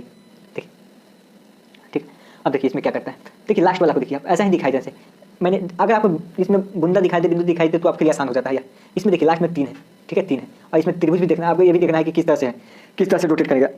अगला बार में इसको इस तरह से मोड़ा गया, इस तरह से मोड़ा गया, तो देखिए 3 है तो इसके आधा है, इसके आधा है, तो इसमें क्या होगा 6 होगा, ठीक है 6 बुंदा होगा इसमें आएगा तो 6 हो जाएगा, इसमें क्या हो जाएगा 6 हो जाएगा, ठीक है। फिर अगला में जो इसके आधा मोड़ा गया तो इसमें 12 होगा, 12 कहीं ऑप्शन में होना चाहिए आपको, 12 अगर होगा तो ऑप्शन होगा सही आपका, और उस तरह से आकृति भी आपका बननी चाहिए, ठीक है। देखिए 12 आपका ऑप्शन में अगर होगा तो सही होगा। अब देखिए 12 तो है, देखिए इसमें देखिए 2 2 4 4 याद है तो होगा नहीं, 2 3 5 2 7 नहीं होगा। अब देखिए 2 4 6 8 10 12, इसमें भी 12 है, 2 4 6 8 10 12 दोनों में भी 12 है। अब दोनों में कंफ्यूजन है कि 12 में लगाइए कौन आप आंसर, तो दोनों ही 12 है, दोनों हो सकता है। लेकिन आप यहाँ पे देखेंगे किस तरह का एंगल बना है, किस तरह से बन रहा है, देखिए इस तरह से बन रहा है, इस तरह से आपका बन रहा है, तो इस तरह से जब बनेगा तो इस तरह से आपका आएगा, ठीक है। ये क्वेश्चन जो आता है आपका इसी तरह से आएगा, आपका इस तरह से जो आएगा आपका खष्टभुज बनेगा आपका, उसमें जो आएगा आपका खष्टभुज बन जाएगा, ठीक है। आपका खष्टभुज बन जाएगा इसमें से कौन से क्या, आपका यहाँ 2 भुज है, 2 है तो यहाँ से 4 होगा, अगला में 6 हो जाएगा। देखिए आप एक इसको बेहतर ढंग से समझने के लिए आप एक कागज़ लीजिएगा, ठीक है, कागज़ है उसको इस तरह से बना लीजिएगा, खष्टभुज एक बना लीजिएगा, और तब उसको ऐसे बीच से मोड़िएगा, आप जैसे मोड़ा हुआ ऐसे मोड़िएगा, फिर उसके बाद यहाँ से कट कीजिएगा, ऐसे कटिएगा, फिर उसके बाद जब ओपन कीजिएगा तो आपका इस तरह से बन जाएगा, इस तरह से आपका बनेगा। चलिए क्लियर है, अब चलते हैं टीचिंग एप्टीट्यूड की ओर। चलिए हाँ जूम बिल्कुल करेंगे, आप टेंशन क्यों लेते हैं। अब आ गए हैं टीचिंग एप्टीट्यूड पर, अब हम लोग आंसर करेंगे इसका टीचिंग एप्टीट्यूड का। बिल्कुल परेशान होने की तो आवश्यकता ही नहीं है हम लोग, ठीक है, परेशान क्यों होना है, आराम आराम से करना है आंसर। अपने पास किसी गवर्नमेंट का आदेश भी नहीं है अपना क्लास बंद करने का, क्योंकि अपनी क्लासेस ऑनलाइन क्लासेस है। ऑफलाइन क्लासेस में दिक्कत है कि उस पर छापा भी पड़ रहा है, अपने क्लासेस पे क्या चीज़ की छापा होगी, आप लोग परेशान नहीं। देखिए ये अलग से इसलिए करवाते हैं कि जो आपका टीचिंग एप्टीट्यूड उसमें है वो अच्छा नहीं है, उतना उस लेवल का नहीं है, ठीक है, इसलिए आपका टीचिंग एप्टीट्यूड अलग से करवाते हैं, समझे। बिल्कुल आपका जीके भी अलग से करवाते हैं, लेकिन जीके भी है उसमें कुछ चल जाएगा, जीके तो हम वहाँ करवा ही रहे, इसीलिए नहीं करवा रहे। क्वेश्चन कहता है कि स्कूल के बाद अपने खाली समय में अध्यापक को क्या करना चाहिए, घर के काम में पत्नी का हाथ बताना चाहिए, बहुत ही अच्छा यही होना चाहिए। हम तो पहला ही आंसर दे देंगे, ऑप्शन ए क्यों नहीं होगा, ऑप्शन ए भी तो हो सकता है ना। चलिए ऑप्शन ए नहीं होगा, घर के बाद अपने खाली समय के अध्यापक को क्या करना चाहिए, घर के काम में पत्नी का हाथ बनाना चाहिए। चलिए एक मोटिवेशन कर लेते हैं पहले, ठीक है, क्या बनाना चाहिए, घर के काम में चल नहीं, क्या हो जाएगा, स्व अध्ययन के बाद द्वारा अपना विकास करना चाहिए। चलिए बहुत अच्छा ऑप्शन भी होगा। चलिए आप लोग समझदार हैं, इसीलिए आप ऐसा वन नहीं कर रहे। चलिए डेट बढ़ है क्या एग्जाम का, देखिए नहीं अभी कुछ नहीं इन्फॉर्मेशन है। अगला कि छात्रों का विश्वास प्राप्त करने के लिए शिक्षक को उनके साथ क्या करना चाहिए।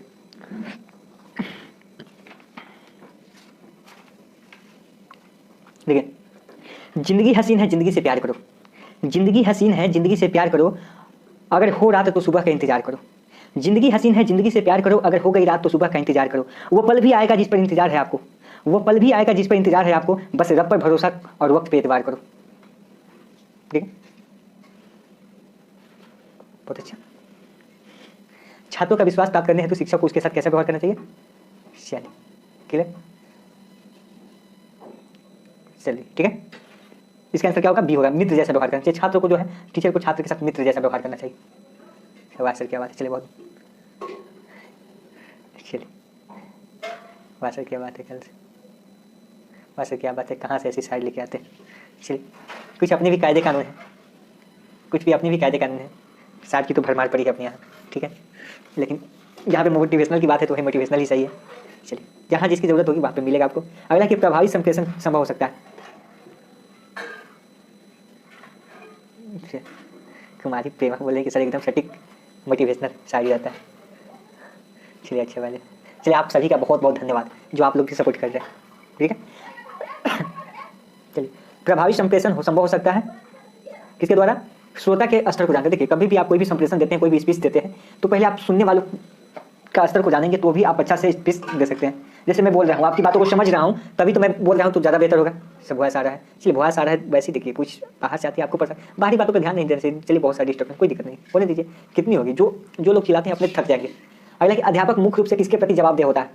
अध्यापक जो होता है मुख्य रूप से किसके प्रति जवाबदेह होता है, समाज तथा छात्रों के प्रति, प्रधानाचार्य के प्रति, अभिभावक के प्रति या सरकार के प्रति, किसके प्रति जो है अभिभावक जो होता है जवाबदेह होता है। सर आप लोग मैथिली में बात करते नहीं, ऐसा तो नहीं है। चलिए देखिए थोड़ी सी कभी कभी आती है, देखिए कहीं भी है, आप भी अपने आसपास में रहते हैं, आपको भी पता होगा, तो आसपास की थोड़ी सी आवाज़ आती है तो कितना कितना किसी को मना करें। जब किसी के पास कॉमन सेंस होगी, क्लास चल रही है तो कोई हल्ला करेगा नहीं, लेकिन आप भी समझते हैं ना, ठीक है, तो आप भी आसपास में रहते हैं तो कहीं ना कहीं आपको भी कभी कभी डिस्टर्बेंस होती है, कोई दिक्कत नहीं। चलिए कोई बात नहीं, हो सकती है। इसका आंसर क्या होगा? अध्यापक का मुख्य रूप से किसके प्रति जवाबदेह होता है? समाज तथा छात्रों के प्रति। चलिए, नहीं बी कैसे? प्रधान अध्यापक मुख्य रूप से किसके प्रति जवाबदेह होता है? समाज तथा छात्रों के प्रति होगा। चलिए, हाँ ये सही, हाँ ये क्वेश्चन आपका बुक से नहीं, आप लोग जो बुक की है क्वेश्चन उसको कर लीजिए, टीचिंग एप्टीट्यूड मैं अलग से आपको करा देता हूँ, ठीक है, समाज तथा छात्रों के प्रति। अगला क्वेश्चन आपका कि आप स्कूल के बाहर अपने किसी छात्र से किस प्रकार व्यवहार करेंगे? चलिए सर, मुजफ्फरपुर में रहते हैं जैसे आपके, चलिए बहुत बहुत धन्यवाद आप सभी का जो इतना सपोर्ट करते हैं। आप स्कूल से बाहर अगर आप भी मिलिएगा तो किस तरह के व्यवहार होंगे? ठीक है, क्लास के बाहर कैसा? अजनबी की तरह? ऐसा तो बिल्कुल नहीं करेंगे हम, उससे बात करना ही पसंद नहीं करेंगे, ऐसा नहीं, बहुत गंभीर होकर मित्रों की तरह। कैसा? आप स्कूल के बाहर अपने किसी छात्र से किस प्रकार व्यवहार करेंगे? बिल्कुल नहीं, गलत। आप लोग का ऑप्शन डी गलत। आप एक बात मुझे बताएंगे, हाँ देखिए नेटवर्क की प्रॉब्लम हो सकती है, फ्रेंड की तरह आप क्लास में बिहेव कर सकते हैं, ठीक है। फ्रेंड आप ऐसा थोड़ी है कि आपका टीचर कहीं बैठा है, आपके कोई भी स्टूडेंट बैठा है तो आपको टीचर के जैसा मतलब फ्रेंड जैसा व्यवहार करेगा, वहाँ पे दोस्त जैसा घुमाएगा आपको, नहीं। अगर आपको मिलेगा कहीं पे कोई टीचर आपको अगर मिल जाए तो आपको फ्रेंड की तरह घुमाएगा, फ्रेंड की तरह वहाँ पे बातें करेगा आपसे, ऐसा कुछ नहीं होता। बहुत गंभीर होकर वहाँ पे बातें होगी। ऑप्शन सी होगा, बहुत गंभीर होकर बात होगी। क्लियर? आपके ऐसे फ्रेंड की तरह बिहेव होगा, लेकिन ऐसा जो बातें होगी गंभीर होकर। अगला कि सीखने का मुख्य स्रोत क्या है? सीखने का मुख्य तत्व क्या है? सीखने की इच्छा, अनुकूल परिवेश, प्रेरणा या सभी?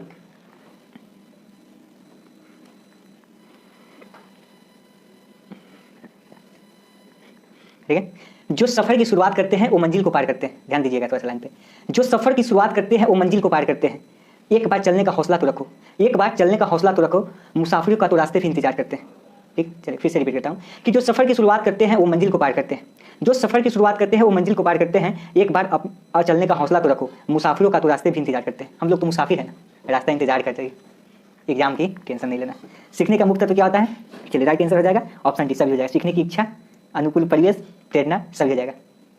दिल को छू जाती है, चलिए दिल को छूनी ही चाहिए। देखिए आप तो ऑलराउंडर। देखिए अभी आपकी, मैंने आपको दिन में भी बताया था, अभी आपकी ट्रेलर चल रही है, अभी पिक्चर पूरी बाकी है, ठीक है। ये तो आपकी अभी एक ही क्लासेस शुरू है, ट्रेलर, अभी पिक्चर बहुत कुछ बाकी है, बहुत कुछ सीखना है आपको। चलिए बहुत कुछ सीखना है आपको अभी, आप लोग से भी मुझे बहुत कुछ सीखना है, आपको भी मुझसे बहुत कुछ सीखना है। चलिए रूटीन मेरे पास नहीं, देखिए रूटीन के अनुसार अभी नहीं हो रही है। रात को आपकी सेट प्रैक्टिस होती है, इवनिंग आप ले लीजिए बुक, सेट प्रैक्टिस होती है। आज सेट प्रैक्टिस 6 हो रही है, कल 7 होगी। और दिन में दोपहर में आपकी 3 बजे से वहाँ पे जीके की क्लासेस हो रही है, जिसमें हम लोग 3000 प्लस जीके करने वाले हैं। बस वही अभी आपकी रूटीन ऐसे ही चल रही है। बाकी वीडियो आपका प्लेलिस्ट में है, आप वहाँ से जाकर देख सकते हैं, समझे। चलिए शिक्षा मनोविज्ञान का जनक किसे कहा जाता है? शिक्षा मनोविज्ञान का जनक किसे कहा जाता है? यह क्वेश्चन आपका रिपीट हुआ है, कल आया था, हर्बर्ट परसों क्या आया था। चलिए अगला है ऑपरेशन ब्लैक बोर्ड नामक कार्यक्रम किसके लिए है? ऑपरेशन ब्लैक बोर्ड किसके लिए है? ब्लैक बोर्ड पर पढ़े हैं ना आप लोग? चलिए हम तो पढ़े, आप लोग भी पढ़े होंगे। चलिए ब्लैक बोर्ड पर आप पढ़े होंगे, ऑपरेशन ब्लैक बोर्ड नामक कार्यक्रम।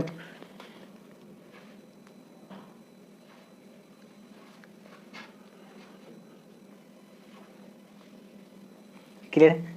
चलिए ठीक है, आगे बढ़ते हैं। क्या चीज़ होगा? प्राइमरी स्कूल के लिए होता है, प्राइमरी स्कूल के लिए होता है, बिल्कुल। चलिए आप लोग आंसर दीजिए, प्राइमरी स्कूल के लिए। ठीक, अब कंप्यूटर की जमाना आ गया, उससे नहीं मतलब है आपका। ऑपरेशन ब्लैक बोर्ड नाम कार्यक्रम किसके लिए है या किसके लिए कह रहा है? हाँ ठीक है, आपको आ गया कंप्यूटर। देखिए इतनी सुविधा हो गई कि आप घर बैठे पढ़ रहे हैं। पहले का ज़माना था कि स्टूडेंट को जो है कुटिया में रहना, जो भी अपने गुरु जी होते हैं उनकी सेवा करनी होती, उन्हीं के यहाँ रहनी होती, बहुत सारे पहले। और अब क्या तो है ऑनलाइन घर बैठे। देखिए आपकी क्लासेस सारी बंद है अभी बिहार की, ऑफलाइन वालों की तो बंद है, ऑनलाइन वालों की तो जय है, चल ही रही है। ऑनलाइन में क्या दिक्कत है? अध्यापक के रूप में आप छात्रों की निजी समस्या कैसे सुलझाएंगे? सुनेंगे या नहीं सुनेंगे? अगर आप एक अध्यापक हैं तो छात्रों की निजी समस्या को आप कैसे सुलझाएंगे? अगर आप ही नहीं सुनेंगे, हमेशा सुनेंगे, सुनकर प्रधानाध्यापक को बता देंगे, या तभी सुनेंगे जब कोई विशेष हो? चलिए आप लोग आंसर गलत बता रहे थे, बस आप लोग कैसे सोच लेते हैं? नहीं बहुत आप लोग सोचते हैं अच्छी बात है, लेकिन बहुत दूर तक सोच लेते हैं। देखिए अध्यापक के रूप में आप छात्रों की निजी समस्या क्या है? हमेशा देखिए जब भी आप पढ़ा रहे हैं, मतलब मैं आपको पढ़ा रहा हूँ तो आपकी समस्या नहीं सुनूंगा, मेरा भी कर्तव्य बनता है आपकी हर एक समस्या सुनूँ, ठीक है। मैं कोशिश करता हूँ, मैं ऐसे किसी को बड़े कहता हूँ कुछ, लेकिन उसकी हर एक समस्या का निदान मैं कोशिश करता हूँ करने का। चलिए सदैव सुनेंगे, अध्यापक के रूप में छात्रों की समस्या जो होगी हमेशा सुनेंगे। चलिए ठीक है, ऐसा कुछ नहीं है, वो तो है ही।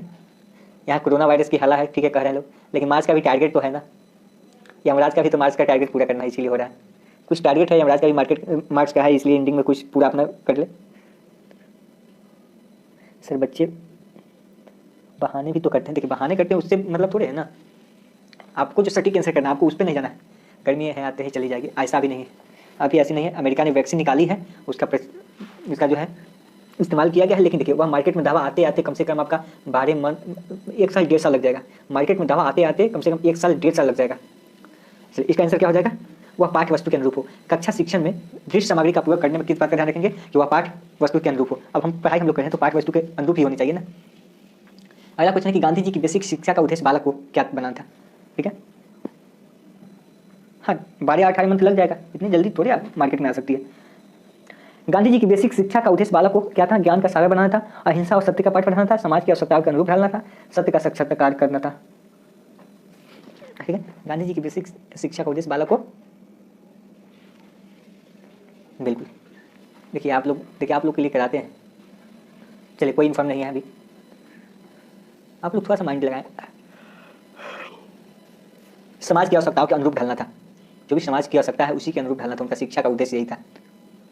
अगला क्वेश्चन है कि किसी विषय वस्तु को छात्रों को सरलता से सिखाने के लिए अध्यापक का सर्वगुण होना चाहिए। यानी अध्यापक को क्या करना चाहिए? किसी भी वस्तु को, कोई भी विषय पढ़ा रहे हैं तो बच्चों को कैसे समझा सकते हैं, उसका गुण कैसा होना चाहिए?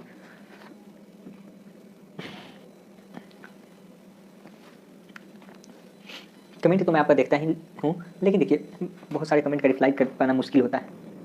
ऐसे मेरी नज़र वहीं रहती है कमेंट में, मैं देखता हूँ कि आ रहा है, लेकिन जब तक नाम पर फास्ट में निकल जाता है। इसलिए किसी भी विषय वस्तु को छात्रों को सरलता से सिखाने के लिए अध्यापक का सर्वप्रथम गुण होता है प्रभावी व्यक्ति होना चाहिए। ठीक है, प्रभावी व्यक्ति होना चाहिए। संडे को टेस्ट आप लोग जरूर दीजिएगा 10 बजे। ठीक है, अगला है सभी बच्चों की एक ही समस्या है, तो आप उसी समस्या का समाधान कैसे कर देंगे? मान लेते हैं कि आप सभी की एक ही समस्या है कि संडे को एग्जाम कैसे देंगे, तो उसकी समस्या कैसे होगी? एक एक करके सामूहिक ढंग से, पहले छोटे बच्चों को या पहले बड़े बच्चे को? 2 संडे से हम लोग कर रहे हैं लेकिन कर नहीं पा रहे हैं, जरूरी है। अब चोर पकड़ा जाएगा। चलिए कोई बात नहीं है, अभी अब प्लान ए है, प्लान बी भी बाकी है। अभी 2 प्लानें बनी हुई है, अभी प्लान ए है प्लान बी है एग्जाम से पहले। ठीक है, देखिए टेस्ट लेने का मेरा मेन मकसद वहाँ पे यही है। ठीक है, मैं आपको बता देता हूँ क्या मेरा मकसद है। टेस्ट लेने का मेरा मकसद वही पे है कि जो टेस्ट में रहेंगे उन्हीं को दिल जान से वहाँ पे बहुत ज़्यादा मतलब पढ़ाने की जो भी 5 घंटे की क्लासेस होगी उन्हीं को देंगे। उनके लिए एक अलग ग्रुप बना लेंगे। ठीक है, जो लोग रहेंगे उनके लिए एक अलग ग्रुप बना लेंगे और उन्हीं को जो है उसी के अकॉर्डिंग जो है हम लोग क्लासेस करवाएंगे, लिंक अब प्रोवाइड करवाएंगे। जैसे अभी 70 है वैसा ही करें। सर एक बात बोले, हाँ बोलिए। चलिए ऐसा बोलिए, सर एक बात बोले, बिल्कुल बोलिए, कोई दिक्कत नहीं है। चलिए सभी बच्चों की एक ही समस्या, तो आप उसकी समाधान कैसे करेंगे? ऑप्शन बी हो जाएगा, सामूहिक ढंग से करेंगे। सामूहिक ढंग से करेंगे। चलिए 10 बजे दिन में होगी, रात में नहीं होगी। सर आपकी स्टडी पूरी हो गई क्या? आपकी प्रॉब्लम क्या है, मतलब क्या पूछना चाहते हैं आप? पढ़ाई कर रहे हैं कि स्टडी कर रहे हैं, क्या पूछ रहे हैं? मतलब एक्स्ट्रा कमेंट मैंने मना किया था नहीं करना अभी। हाँ क्या पूछना था आपको पूछ सकते हैं। चलिए मैं भी बोल रहा हूँ, आपको कुछ पूछना था पूछिए। शिक्षा के क्षेत्र में सर्वाधिक महत्वपूर्ण तत्व अभिरुचि है या विचार किसका था? देखिए यूपी बीएड के लिए भी, आपकी जो भी बीएड की सिलेबस कहीं की भी होती है, आपका सिलेबस के अकॉर्डिंग होता है। जीके जीएस का कोई पोर्शन नहीं होता है, टीचिंग एप्टीट्यूड का कोई चीज़ होता है पोर्शन नहीं होता है, रीजनिंग का कुछ नहीं होता है। क्लासेस तो आपकी वही भी होती है, सारे कुछ तो आपको पढ़ना ही है, तो आपका बेनिफिट तो होगा ही। यूपी बीएड हो चाहे बिहार बीएड हो, सारे का सिलेबस एक जैसा ही रहता है। चाहे आप इसके लिए पढ़ें, नेट की भी एग्जाम देंगे तो आपको टीचिंग एप्टीट्यूड मिलेगा। ठीक है, चलिए क्वालिफिकेशन मेरा ग्रुप में है ही, आप वहाँ पे मैसेज कीजिएगा, बता देंगे। जरूरत पड़ी तो आप लोगों को डॉक्यूमेंट भी दिखाएंगे, टेंशन मत लेना। जो लोग हैं रहने दीजिए, चलिए कोई दिक्कत नहीं, सबको बताने की आवश्यकता नहीं है। चलिए शिक्षा के क्षेत्र में सर्वाधिक महत्वपूर्ण तत्व, आपको अगर पढ़नी है अच्छे से तो पढ़िए, जानी है तो जा सकते हैं, किसी को लिए ऐसा रुकने। हाँ इंट्रेंस की बात कर रहे हैं, इंट्रेंस की बात कर रहे हैं, इंट्रेंस की बात कर रहे हैं। आपकी एग्जाम 8 अप्रैल को होने वाली थी ना, बीएड वालों की, यूपी वालों की। देखिए उसका जो भी टीचिंग एप्टीट्यूड का क्वेश्चन होता है आपका वही होता है। जीके की भी आपकी वही होती है। रीजनिंग देखिए, रीजनिंग में क्या है, रीजनिंग का आपको पूरा टॉपिक ही पढ़ना, उसी के अकॉर्डिंग आएगा ना क्वेश्चन। आप कहाँ अगर क्वेश्चन है, अगर मान लेते हैं इसके जगह पे 2 की जगह पे 4 हो सकता है, लेकिन क्वेश्चन तो आपको उसी टाइप का रहेगा, टाइप तो वही रहेगा ना, सिलेबस बदलेगा नहीं। चलिए जिसको विश्वास हो यहाँ पढ़ेंगे, सही बात है, वरना यहाँ पे वैसे स्टूडेंट के लिए नहीं है। ठीक है, अध्यापक की कार्य क्षमता को बढ़ाया जा सकता है। चलिए आपको नाम बताएंगे तभी पढ़िएगा बिना नाम के आप लोग नहीं पढ़िएगा। चलिए ठीक है, नाम बता देंगे आपको, ऐसा कुछ नहीं है। नाम में क्या रखा है? शब्दों को समझिए, भावनाओं को समझिए, शब्दों में क्या रखा है। अध्यापक की कार्य क्षमता को बढ़ाया जा सकता है कैसे? परीक्षा फल के अनुसार पदोन्नति देकर, करे स्कूल प्रशासन द्वारा अध्यापक के कार्यों की सराहना करके अच्छा वेतन देके। देखिए अध्यापक की कार्य क्षमता को आप कैसे बढ़ा सकते हैं, बता दिए हैं सर। चलिए सर का नाम, ठीक, चलिए ठीक है। आप लोग की तरह मेरा नाम जो है अच्छा नहीं है, इसलिए हम किसी को नहीं बताते। ठीक है, अध्यापक की कार्य क्षमता को बढ़ाया जा सकता है अध्यापक के कार्यों की सराहना करके, ऑप्शन सी हो जाएगा। क्लियर है? चलिए आगे चलते हैं। अगला क्वेश्चन आपका कि किस प्रकार का कक्षा नेतृत्व सबसे उत्तम माना जाता है? किस प्रकार का कक्षा जो है नेतृत्व सबसे उत्तम माना जाता है? मुझे ये समझ, चलिए आपका नाम तो बहुत अच्छा है सर, मुझे तो नहीं लगता है कि अच्छी। इसका आंसर क्या हो जाएगा? किस प्रकार का कक्षा नेतृत्व सबसे उत्तम है? बहुत अच्छा है सर, चलिए बहुत बहुत धन्यवाद आप सभी का। आप लोग का भी नाम बहुत ही अच्छा है। देखिए आज कुछ लोग को लगा हुआ, कुछ लोग अपना नाम बताना नहीं चाहते। देखिए अगर टेस्ट में आप नाम नहीं बताइएगा तो हम आपका किस तरह से बताएंगे कि किसका नंबर कितना है। तो आप प्लीज़ बताएं नाम में क्या रखा, नाम से कुछ थोड़े होने वाला है। नाम आप लोग कहते हैं नाम लेने के लिए, तो आप नाम बता दिया कीजिएगा वहाँ पे, क्योंकि मुझे आसानी होती है वहाँ पे बताने में। और कोई लिखते हैं इट्स अबाउट विथ मी, कुछ लोग कहते हैं इट्स माई लाइफ, कुछ लोग कुछ लिखते हैं हम क्या किस चीज़ से बताएंगे कि टेस्ट में इतना नंबर आया किसका। नाम दिए दीजिए वहाँ पे ना। शिक्षण की समस्याओं को हल करने का दायित्व तो किसका है? चलिए बहुत अच्छा। प्रिंस का मतलब राजकुमार होता है, नाम कोई भी। चलिए बहुत अच्छा। नाम से किसी की पहचान नहीं होती है, काम से भी होती है। शिक्षण की समस्याओं को हल करने का दायित्व तो किसका होता है? शिक्षकों का होता है। किसका होता है? शिक्षक का ही होता है। चलिए आगे चलते हैं। आप एक प्रधानाचार्य को होना चाहिए, कैसा होना चाहिए? छात्रों के लिए प्रेरणादायक, अध्यापकों के लिए समानता का भाव रखने वाला, कुशल प्रबंधक या सभी? उम्मीद करते हैं इस क्वेश्चन का आंसर सभी आप सही लेंगे।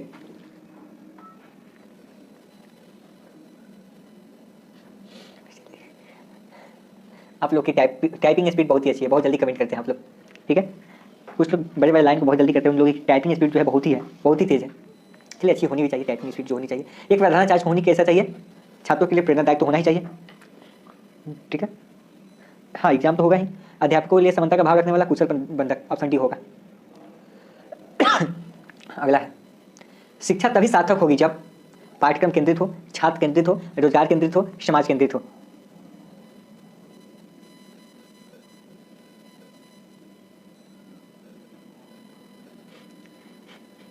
चलिए कोई बात नहीं।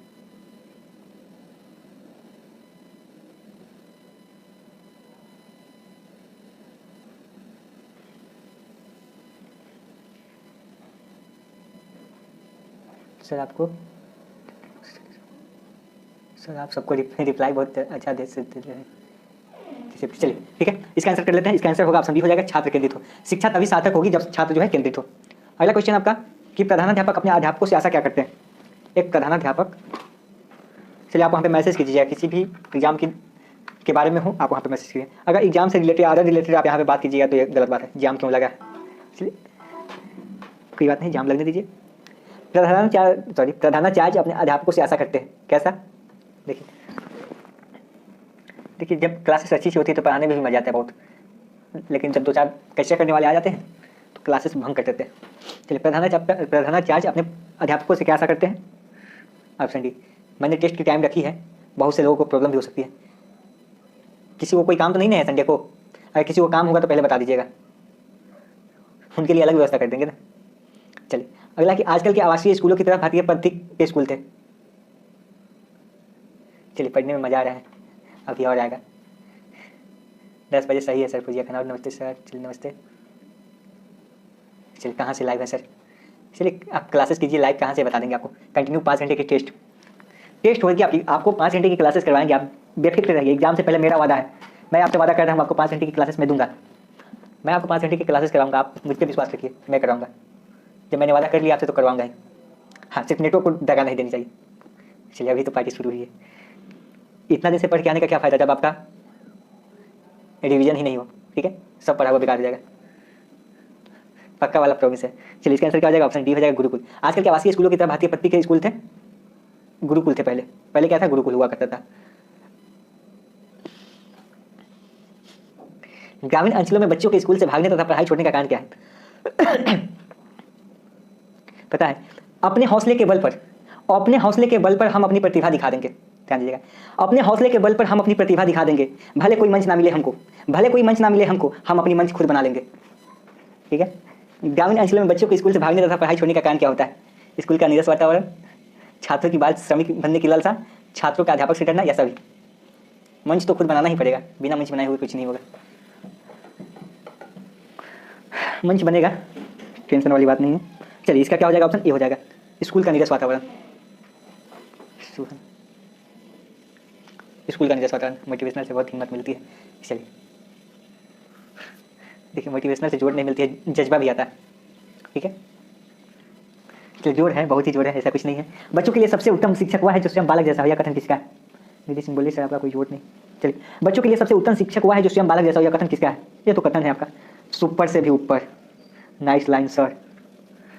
चलिए बहुत बहुत धन्यवाद आप सभी का।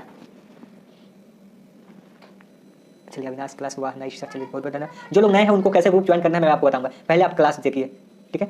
अगर क्लास देखिएगा अच्छा लगेगा तभी क्लास ज्वाइन कीजिएगा, तभी ग्रुप ज्वाइन कीजिएगा, अन्यथा आप नहीं कीजिएगा, ठीक है। अगर आपको अच्छी नहीं लगे आप नहीं कीजिएगा, क्योंकि जब आपको अच्छी नहीं लगी तो आप क्लासेस ज्वाइन क्यों कीजिएगा। 7 दिन में क्वालीफाई करने का ट्रिक बताइए। बिल्कुल 7 दिन में क्वालीफाई कराएंगे अपने, 5-5 घंटे पढ़ा के कराएंगे, टेंशन क्यों लेते हैं। आने दीजिए 5 घंटे पढ़ाएंगे, जरूरत पड़ेगा तो 10 घंटे पढ़ाएंगे प्लान बी के तहत। चलिए इसका आंसर क्या हो जाएगा, ऑप्शन ए हो जाएगा मेंकिंग हो जाएगा। बच्चों के लिए सबसे उत्तम शिक्षक वो है जो स्वयं बालक जैसा हो, यह कथन मेंकिंग का है। अगला क्वेश्चन है कि शिक्षक को कक्षा शिक्षण के दौरान इस बात का पूरा ध्यान रखना चाहिए कि क्या करना चाहिए।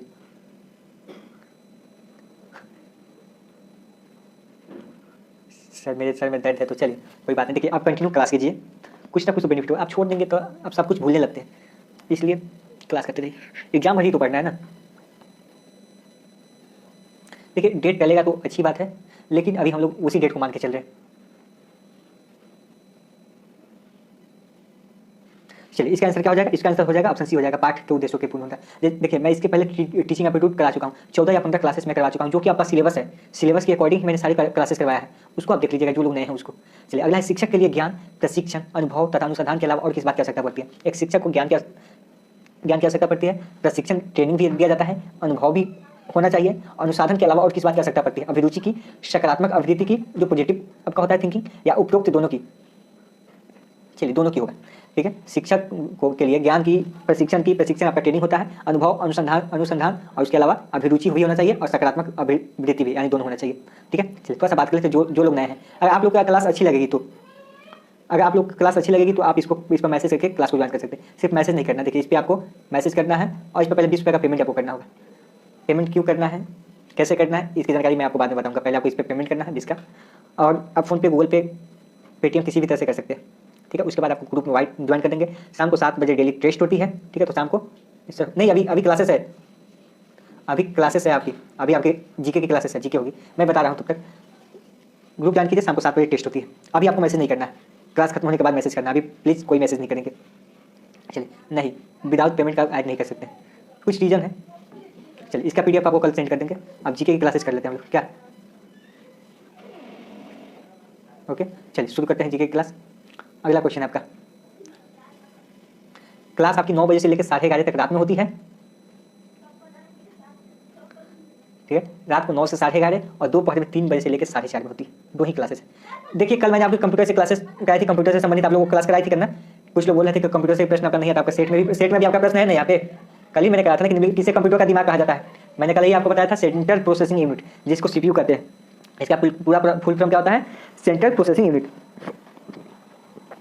एलयू का क्या होता है, एएलयू अर्थमेटिक लॉजिक यूनिट होता है, ठीक है। चलिए अगला है कि सोडा वाटर का आविष्कार किसने किया था। सोडा वाटर का आविष्कार किसने किया था आपको बताना है। 40 क्वेश्चन आपकी जीके की होगी, अभी बाकी है 40 क्वेश्चन करेंगे। सोडा वाटर का आविष्कार किसने किया था, तिवादार पुस्कास ने, जोसेफ प्रिस्टले ने तो ऑक्सीजन का खोज किया था। चलिए अर्थमेटिक लॉजिक यूनिट बहुत अच्छा, ऋतु विश्वकर्मा। देखिए बात करते हैं तिवादार पुस्कास की। जोसेफ प्रिस्टले जो थे ऑक्सीजन का खोज किए थे। ऑक्सीजन का खोज किसने किया था, जोसेफ प्रिस्टले ने किया था। सोडा वाटर का किसने किया था, आपको बताना कि सोडा वाटर का किसने किया था। चलिए आप सभी को पता होगा सोडा वाटर का किसने किया था, बिल्कुल। जिन्होंने ऑक्सीजन का खोज किसने किया था, प्रिस्टले ने किया था। देखिए जोसेफ प्रिस्टले ने भी सोडा वाटर का आविष्कार किया था। किसने, जोसेफ प्रिस्टले ने आपका ऑक्सीजन का भी खोज किया था। अगला क्वेश्चन है कि त्वचा की सबसे बाहरी परत को क्या कहते हैं। यह क्वेश्चन मैं आप लोगों को करवा चुका हूं।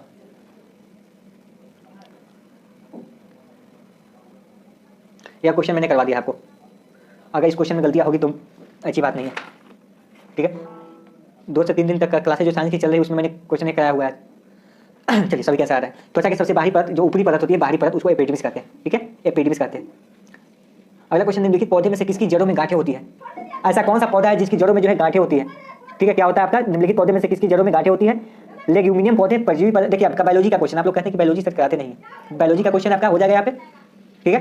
एल्यूमिनियम जाइलमिन करेगा कि निम्नलिखित पौधे में से किसकी जड़ों में गांठें होती है। लेग्यूमिनियम पौधे, परजीवी पौधे, एपीफाइटिक पौधे या जलीय पौधे। जलीय पौधे कौन सा होता है आपको पता है, जलीय पौधे कौन सा होता है, क्या होता है जलीय पौधे आपको बताना है। चलिए जलीय पौधे क्या होता है, निम्नलिखित पौधे में से किसकी जड़ों में गांठें होती है। चलिए आंसर दीजिए आप लोग।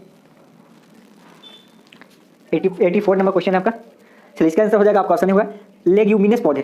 किसकी जड़ों में गांठें होती है, ऑप्शन ए हो जाएगा लेग्यूमिनस पौधे। अगला क्वेश्चन है कि केचुए गैस प्रजाति के अंतर्गत आते हैं। केचुए किस प्रजाति के अंतर्गत आते हैं आपको बताना है, ठीक है। केचुए, ये भी क्वेश्चन करा चुका हूं ना। केचुए किस प्रजाति के अंतर्गत आते हैं? यह एलिनीडिया के अंतर्गत आता है। किसके? एलिनीडिया के अंतर्गत आता है, ठीक है। केचुआ जो आता है प्रजाति किसके? एलिनीडिया के अंतर्गत आता है। अगला क्वेश्चन है प्रोटॉन का द्रव्यमान और गैस का द्रव्यमान एक समान होता है, ठीक है। प्रोटॉन और द्रव्यमान का, सॉरी एक सेकंड, प्रोटॉन का द्रव्यमान और गैस का द्रव्यमान एक समान होता है। इसका आंसर कीजिए। किसका कह रहे हैं आप लोग? न्यूट्रॉन का, इलेक्ट्रॉन का, ठीक है। चलिए देखिए, हाँ इस क्वेश्चन का आंसर तो मैं कर रहा हूँ, ये क्वेश्चन आपसे पूछता हूँ मैं, इसका क्या होता है? न्यूट्रॉन का क्या हो जाएगा? एक समान होता है। चलिए अब बताएंगे प्रोटॉन और इलेक्ट्रॉन के द्रव्यमान का अनुपात कितना होता है, ठीक है। प्रोटॉन और इलेक्ट्रॉन के द्रव्यमान का अनुपात कितना होता है? जल्दी से कमेंट करेंगे, अगर आपको पता है तो बताएंगे कि प्रोटॉन और तथा इलेक्ट्रॉन के द्रव्यमान का अनुपात कितना होता है, प्रोटॉन और न्यूट्रॉन का, ठीक है। इसका अनुपात कितना होता है आपको बताना है, कितना अनुपात होता है प्रोटॉन का द्रव्यमान का, ठीक है। प्रोटॉन और न्यूट्रॉन का तो हो गया, आपको बताना है, ठीक है। देखते हैं किनका आंसर आ रहा है यहाँ पे। आप लोगों से किसी का आंसर आया नहीं? कितना होता है? नहीं आया आंसर ना आप लोग का? 1.2 थोड़े होता है। चलिए आपको याद होगा तो 1:1840 होता है, ठीक है। 1:1840 होता है। इलेक्ट्रॉन और प्रोटॉन का द्रव्यमान जो होता है 1:1840 होता है।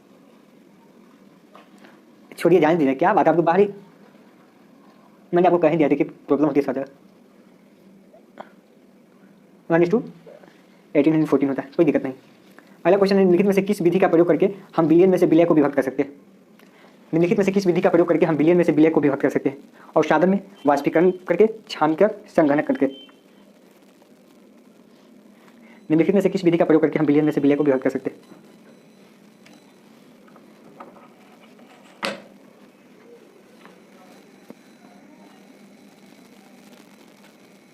चलिए इसका आंसर दीजिए आप लोग।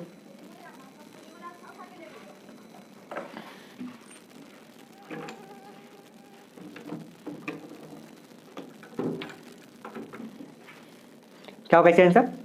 इसका हो जाएगा आपका ऑप्शन बी हो जाएगा, वाष्पीकरण, ठीक है। चलिए अगला क्वेश्चन कीजिए। अगला क्वेश्चन है कि जंतर मंतर कहाँ स्थित है? चलिए बहुत ही अच्छा क्वेश्चन है। जंतर मंतर कहाँ स्थित है? आप सभी जानते हैं कि जंतर मंतर कहाँ है। राजस्थान में। श्वेता के आंसर है राजस्थान में। चलिए अभी राजस्थान के जो मुख्यमंत्री है अशोक गहलोत है, ठीक है। जंतर मंतर कहाँ स्थित है? राजस्थान में। चलिए बहुत अच्छा। अगला क्वेश्चन है कि साल्ज़बर्ग के महोत्सव किस देश में आयोजित की जाती है?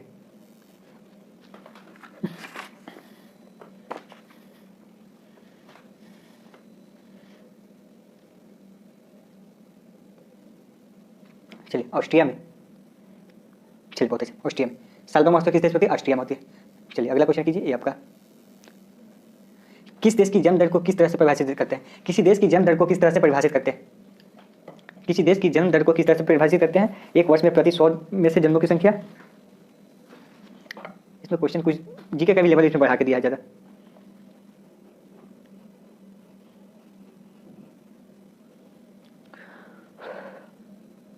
चलिए ऑप्शन बी होगा, एक वर्ष में प्रति 1000 जन्मों की संख्या पहुंचती, ठीक है।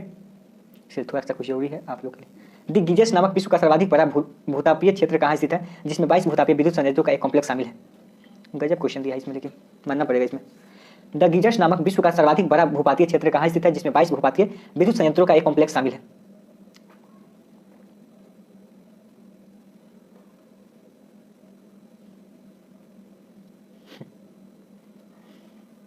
चलिए किसी को कुछ कहना है? अच्छी बात है, चलिए कोई बात नहीं।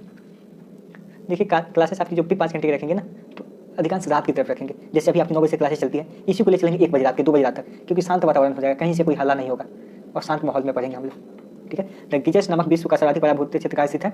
यह हो जाएगा सैन फ्रांसिस्को में। रात को ही रखेंगे क्योंकि सब फ्री भी रहेंगे, सब फ्री भी रहेंगे और रात को माइंड भी सबका क्लियर रहेगा। चलिए जल्दी करवा दे, कैसे करवा तो रहे ना। बॉक्साइट किसका इसका है? देखिए यह क्वेश्चन में करवा चुका हूँ। बॉक्साइट किसका इसका है? एल्युमिनियम का है। बॉक्साइट किसका है? एल्युमिनियम का है, ठीक है। दिलीप कुमार का असली नाम क्या है? दिलीप कुमार को तो आप लोग जानते भी होंगे, ठीक है, बहुत कुछ कोई नाम सुने होंगे। दिलीप कुमार का असली नाम क्या था? दिलीप कुमार का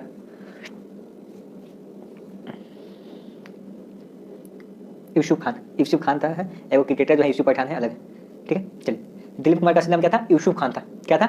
यूसुफ खान था। अगला कि गोबी मरुस्थल विश्व का सबसे बड़ा मरुस्थल है, ठीक है। गोबी मरुस्थल जो है विश्व का सबसे बड़ा मरुस्थल है। इसका एक भाग किस देश में आता है? किस देश में आता है एक भाग जो है? गोबी मरुस्थल विश्व का सबसे बड़ा मरुस्थल है, इसका एक भाग निम्नलिखित में से किस देश से आता है? देखिए यह जो हो जाएगा आपका मंगोलिया में हो जाएगा। क्या हो जाएगा? मंगोलिया में हो जाएगा। गोबी मरुस्थल विश्व का सबसे बड़ा मरुस्थल है, इसका एक भाग मंगोलिया से आता है। अगला कि विश्व का सबसे बड़ा महाद्वीप कौन सा है? विश्व का सबसे बड़ा महाद्वीप कौन सा है? अफ्रीका है, उत्तरी अमेरिका है, दक्षिणी अमेरिका है, एशिया है।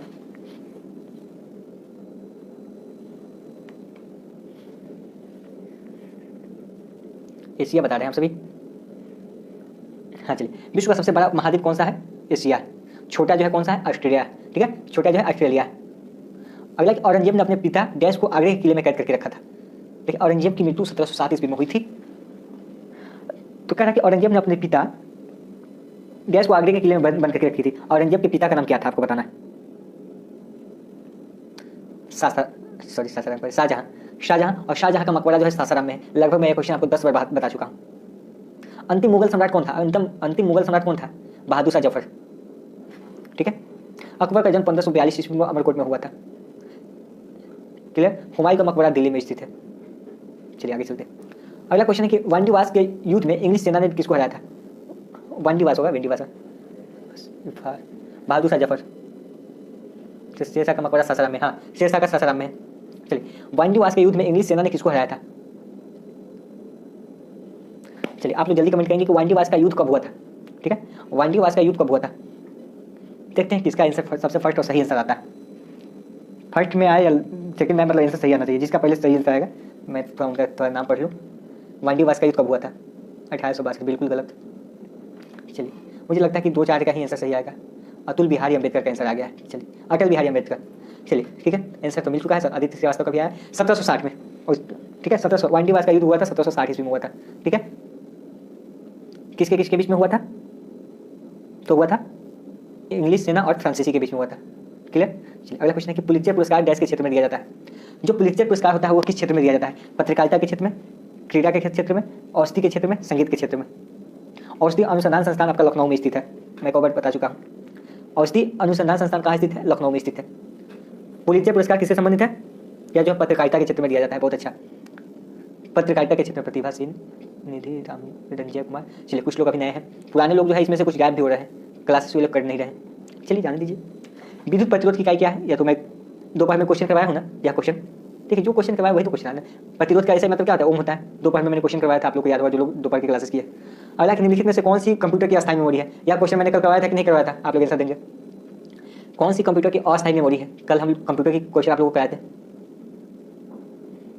कल आपको कंप्यूटर की क्लासेस मैंने कराई थी, उसमें क्वेश्चन बताया था।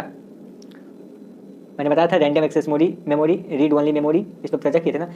प्रोग्रामेबल रीड ओनली मेमोरी, ये सब बताया था आपको। चलिए ठीक है, तो क्या हो जाएगा? रैम हो जाएगा। और अस्थायी मेमोरी कौन सी? रैम होती है। रैम रैंडम एक्सेस मेमोरी हो जाएगी। रोम का क्या होता है? रीड ओनली मेमोरी होता है। और पी रोम का क्या होता है? प्रोग्रामेबल रीड ओनली मेमोरी होता है। ईपी रोम होता है erasable programmable read only memory होता है। चलिए याद होना चाहिए। अगला कि डाक मीटर का आविष्कार किसने किया था? डाक मीटर का आविष्कार किसने किया था? कल क्वेश्चन कराए थे हम लोग, ये क्वेश्चन नहीं कराए थे, इसके पहले क्या होगा?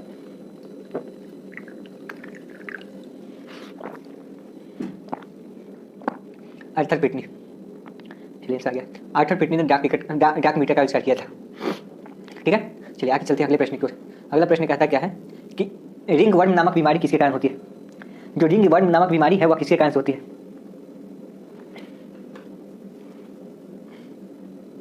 कॉक के कारण होता है ना। चलिए ठीक है, कॉक के कारण होता है, ठीक है। रिंग वर्म नामक बीमारी किससे होती है? कॉक के कारण होती है। ये तो आसान क्वेश्चन है ना। मंजीफेरा इंडिका किसका वैज्ञानिक नाम होता है? आम का होता है ना, आम तो खाते हैं आप लोग बहुत। मंजीफेरा इंडिका जो होता है आम का होता है। आंवला में क्या होता है? विटामिन सी पाया जाता है। विटामिन सी का अच्छा स्रोत क्या है? आंवला है। गरीबों का मेवा किसे कहते हैं?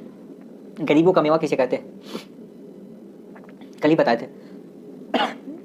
चलिए अगला कि केकड़े गैस प्रजाति के अंतर्गत आते हैं। केकड़े जो है किस प्रजाति के अंतर्गत आते हैं? आपको अमरूद। चलिए बहुत अच्छे। देखिए कभी कभी बेड भी देता है, बैड जिसको बोलते हैं हम लोग।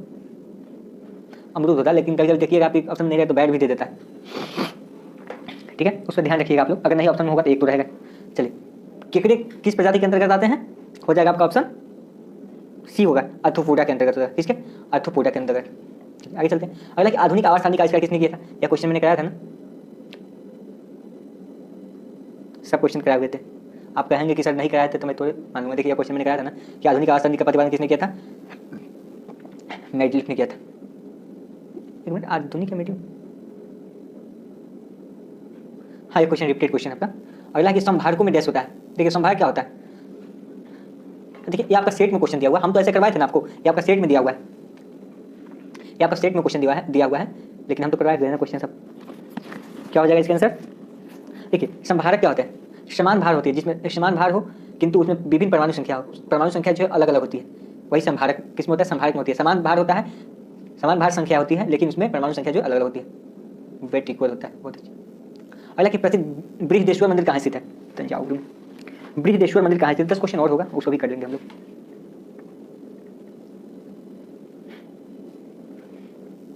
क्लियर है? प्रसिद्ध बृहदेश्वर मंदिर कहाँ स्थित है? इसका आंसर हो जाएगा तंजावुर में। ठीक है, तंजावुर में स्थित है बृहदेश्वर मंदिर। कहाँ स्थित है? तंजावुर में। क्लियर है? चलिए आगे मैथिली भाषा। मैथिली भाषा मुख्य रूप से किस राज्य में बोली जाती है? आप लोग मैथिली के ऊपर चर्चा ही कर रहे थे, मैथिली आपकी आ ही गई है और आप सभी जानते हैं जब बिहार में बोली जाती है, ज़्यादातर बोला जाता है दरभंगा में, आपका इधर भी बोला जाता है। मैथिली भाषा मुख्य रूप से किस राज्य में बोली जाती है? बिहार राज्य में बोली जाती है। बिहार राज्य के अंतर्गत आपको वहाँ पर ज़्यादा बोला। चलिए ठीक है, बिहार में। ये तो आपका चलिए, कौन सा नियम यह कहता है कि बुरा पैसा संचलन में अच्छा पैसा बाहर करता है? कौन सा नियम यह कहता है कि बुरा पैसा संचलन में अच्छा पैसा बाहर करता है?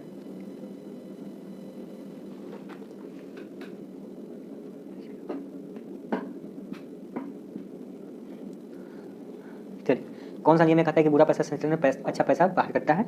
किसका नियम हो जाएगा? ग्रेशम का नियम हो जाएगा, ग्रेशम का। बोल रही सुषमा कि सर डीएलएड अच्छा होता है या बीएड अच्छा? दोनों होता है। डीएलएड में ये होता है कि आप प्राथमिक स्कूल में जो है 1 से 5 तक की आप टीचर बन सकते हैं और इसमें आप आगे बढ़ सकते हैं। ठीक है, उसमें सिर्फ ये फैसिलिटी आपकी डीएलएड में होती है कि आप केवल 1 से लेकर 5 तक की क्लास के टीचर बन सकते हैं। अगला कि सीएफसी के उत्पादन को घटाने के लिए प्रोटोकॉल है, उसे किस नाम से जानते हैं? देखिए एक सीएफसी तो ये आपका ये अलग है, एक सीएफसी होता है क्लोरोफ्लोरोकार्बन भी होता है, वो तो अलग है, आपका ये अलग है। ठीक है, सीएफसी के उत्पादन घटाने के लिए प्रोटोकॉल है, उसे किस नाम से जाना जाता है?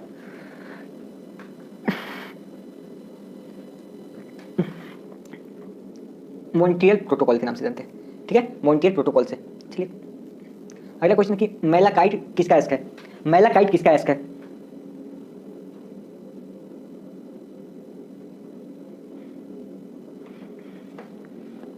ठीक है, मैलाकाइट किसका एस्क है? कॉपर का। किसका होता है? कॉपर का होता है। आगे चले, अगला प्रश्न है कि पुणे का भी डैश की राजधानी थी। पुणे पहले किसकी राजधानी थी?